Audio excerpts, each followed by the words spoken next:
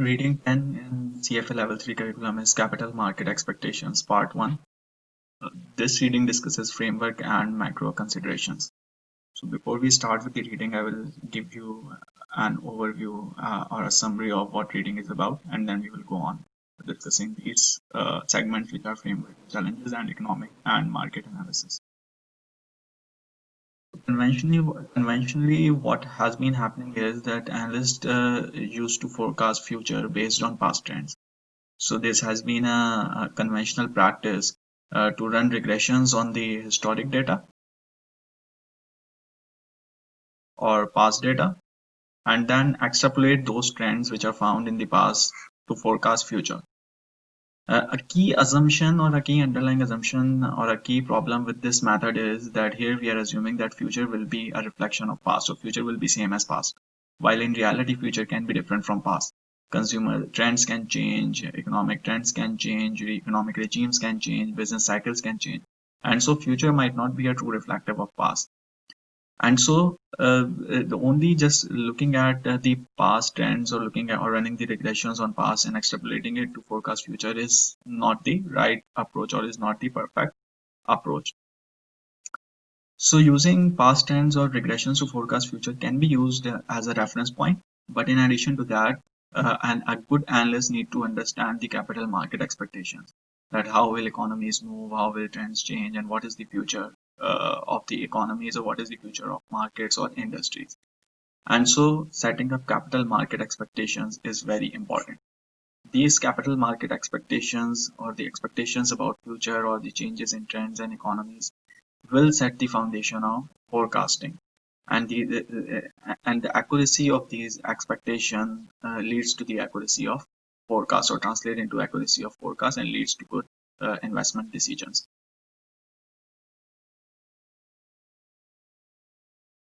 So capital market expectations are an essential input to formulating strategic asset allocation. You cannot just decide the strategic asset allocation or decide your asset allocation based on past trend, based on historic returns, but you need to have an idea about the future capital market expectations in order to decide the strategic asset allocation, in order to decide which asset classes will do good in future, which asset classes will perform poorly, because basis these expectations or basis changes in capital markets, your asset classes will be affected or their risk return characteristics will be affected, and so it is important. Now, starting with framework and challenges. Key objectives for setting up capital market expectations or analyzing capital market expectations are cross-sectional consistency and intertemporal consistency. That is, if you are forecasting or if you are setting up expectations for different asset classes. So for example, you have three asset classes, A, B, and C. Now, if you are taking a particular set of capital market expectations to analyze A, then the same set should be taken to analyze B, and the same set should be taken to analyze C.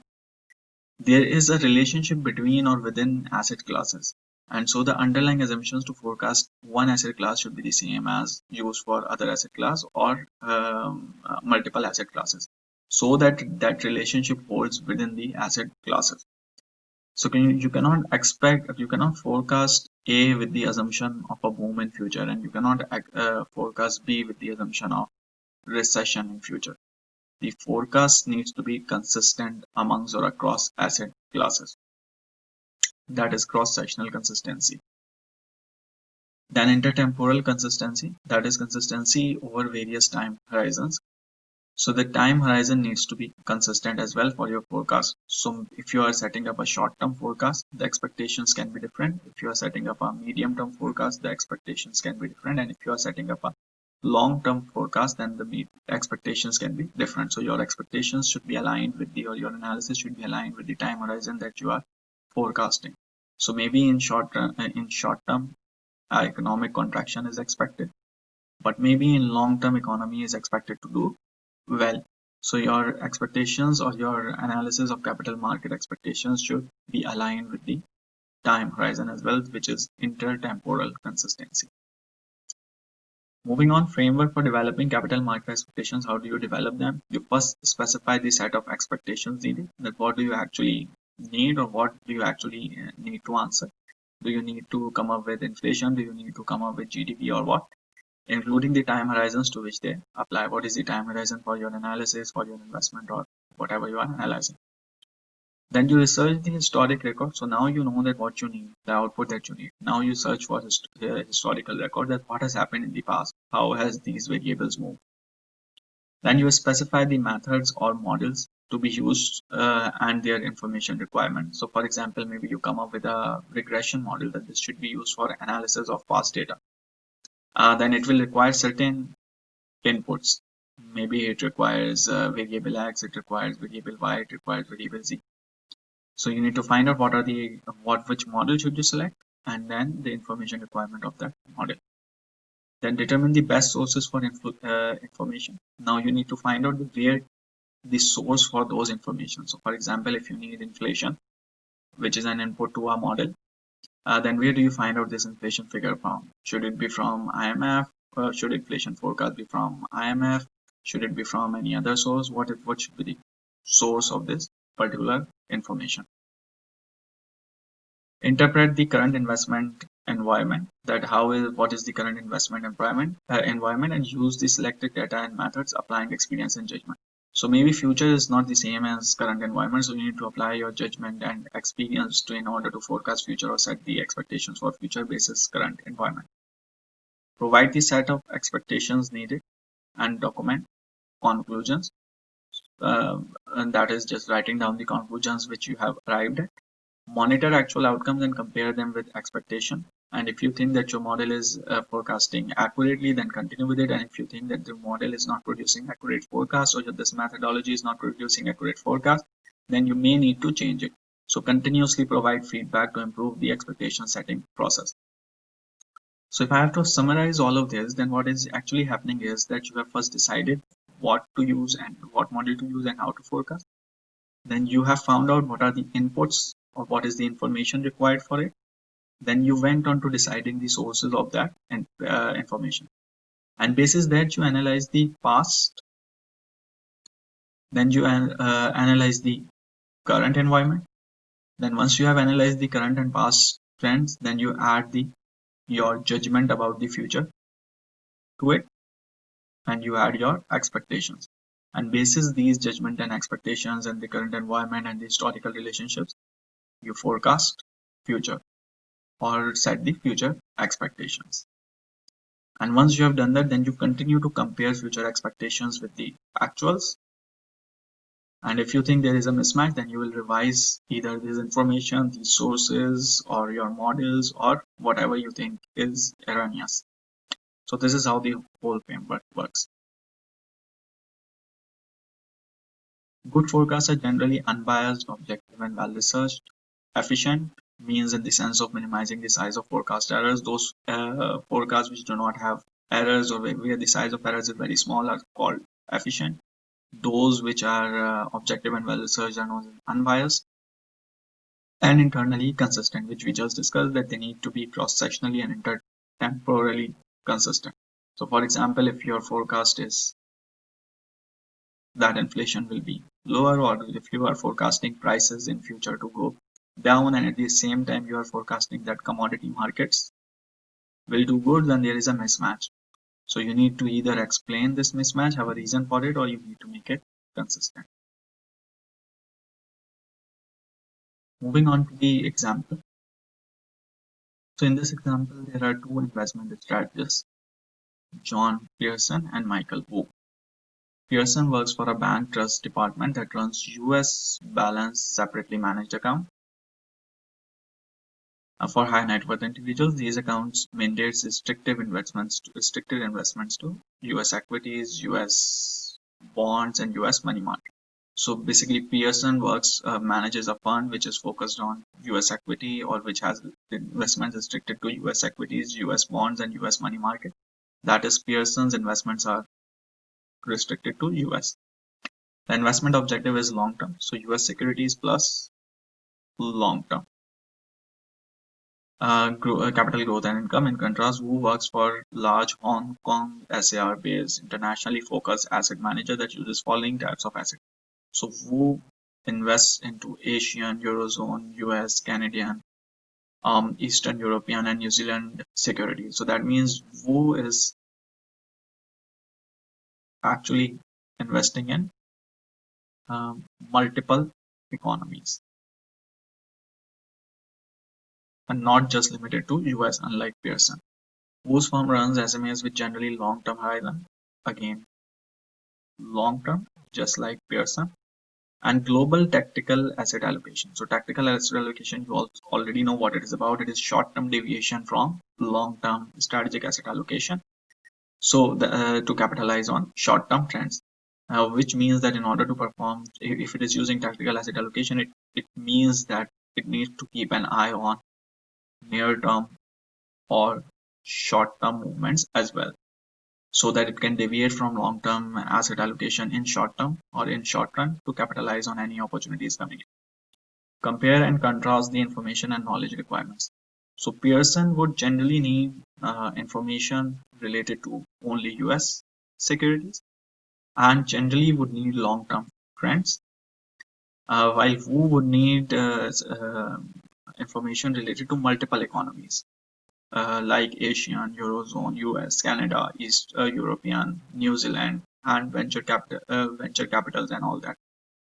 And secondly, it needs information for long term as well as for near term trends or changes.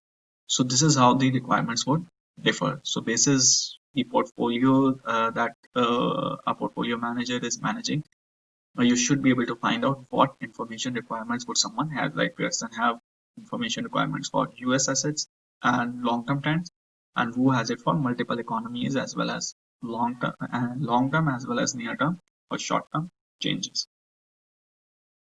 And this is the answer which you can read through it, which explains the same thing that we just discussed. So moving on, what are the challenges in forecasting? So some of the key challenges include limitations of economic data. Sometimes definition of economic data can change. Sometimes their construction can change. Sometimes timeliness can be different. So, for example, maybe some data is coming out with a delay or with a lag. So, in that case, you will have to wait till the publishing of data. Frequency, that is, some data is available quarterly, some annually, some monthly. So if there is a data set which is not available quarterly, you will not be able to forecast near-term future basis that. Then accuracy, definition revisions, the definitions can change. Restatements of any data used, so maybe some data is restated in later period or some data is erroneous and gets restated in later years, or there can be statistical or other biases in the data. So the data which is coming in, there can be limitations to that data, and you should be able to identify those limitations and make adjustment for that. So for example, if inflation is being forecasted using a particular basket, and if that basket is changed later on from basket A to basket B, then the inflation forecast, inflation numbers will all change. So you should know it, and you should be able to incorporate it into your analysis. Data measurement errors and biases, there can be transcription errors like human errors, such as errors in recording data, inputting data, and punching data. So for example, if there is an analyst sitting on a laptop and inputting the data related to inflation, and if he or she makes an error into that error, that is a transcription error. Survivorship bias, which you will already know from previous levels, so I wouldn't go into detail. And appraisal or smooth data, which you will again know from previous levels, so I wouldn't go into details, but I will just explain it very briefly. Smooth data means that if, let's say, a data is only announced annually, so this is first year, this is second year, so during this time, during the year, it might have faced or shown some great volatility, but it might have reached the same level in the second year. So if you are looking at the data, you will have this estimate available, let's say 10, you will have this estimate available, that is 10.5. So it will, if you are analyzing this data, you will find it as consistent, that is 10 and 10.5. But there has been significant risk and volatility in between, which you wouldn't know about because the data has been smooth. This data during the time period between these 2 points of time is not available. Limitations of historical estimates. So if you are using historical estimates then to forecast future, maybe past is not the same, future is not the same as past. Changes in regime, maybe regimes have changed, maybe economic cycles have changed.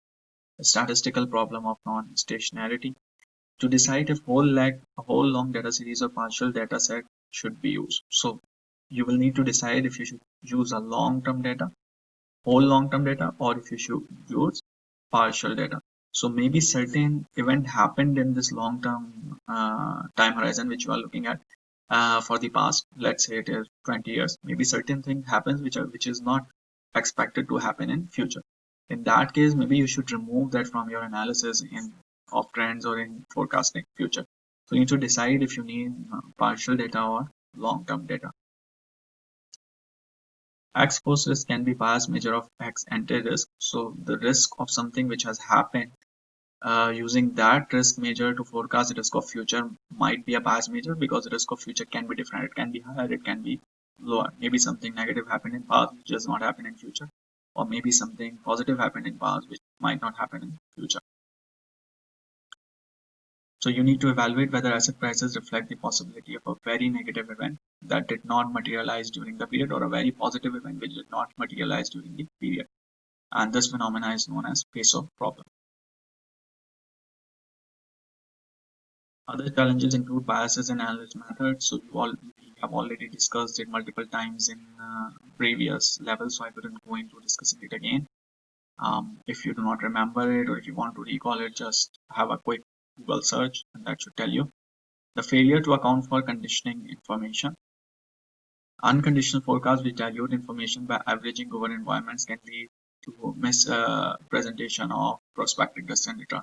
So sometimes what we do is that we just have a base case forecast, and we do not forecast based on condition. That is, for example, what will happen if GDP growth is very high?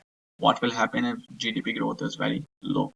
So just using the unconditional forecast, that is without any conditions, can lead to biased results. Misinterpretation of correlation. So sometimes maybe you find a correlation between two variables, but maybe that is because B is able to predict A, or maybe that is because A is able to predict B, or maybe it is because they both are linked to a third variable, which is C. So just looking at the correlation might not tell you the exact relationship or the cause and effect relationship, and that is important to be found. So maybe A and B have a high correlation because they both are linked to another variable C.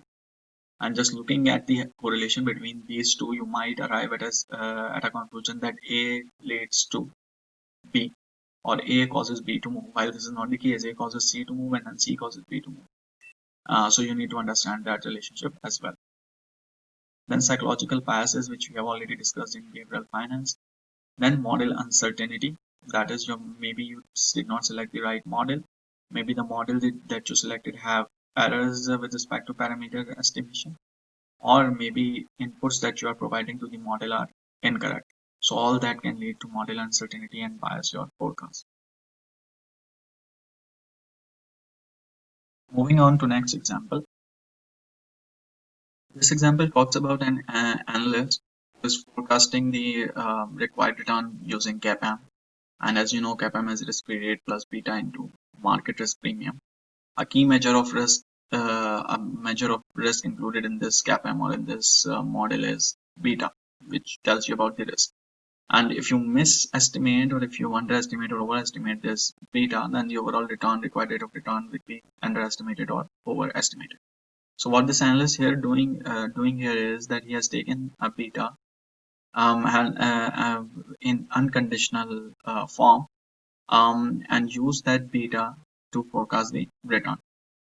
Now the problem with this method is that using one beta is that the beta that this is the beta in the base case, or this is the beta in a particular economic environment. In future, if there is a boom, then beta can be different, or if there is a recession, then beta can be different. And if beta is different, then required rate of return will be different. So the problem with this approach, or taking beta in a particular economic environment, is and not accounting for different of beta in different environments, is that you are not accounting for changes in risk profile, which can happen basis changes in economic environment in future. So the approach suggested by a colleague is wrong. It ignores the fact that market access return and assets beta vary with the business cycle. The expected return would overestimate the expected return on this asset class.